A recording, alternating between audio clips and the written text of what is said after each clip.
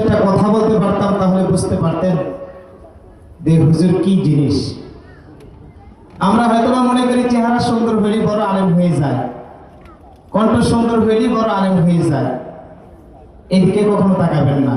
যিনি আমাদের মঞ্চে উপস্থিত আছেন আলহামদুলিল্লাহ অনেক বিজ্ঞ বড় আলেম, ওনার সিনায় এত পরিমাণ এলেম যা আমরা বলে শেষ করতে পারতেছি না কিরকম। আলহামদুলিল্লাহ, তো হুজুরকে আমরা আলহামদুলিল্লাহ শুকরিয়া আদায় করি। সর্বাবস্থায় হুজুরের কাছ থেকে আমরা দোয়া চাই। হুজুর আমাদের জন্য এবং আমাদের দিনী প্রতিষ্ঠানের জন্য দোয়া করবেন। আর যারা দাঁড়িয়ে আছেন দয়া করে বসে পড়ুন।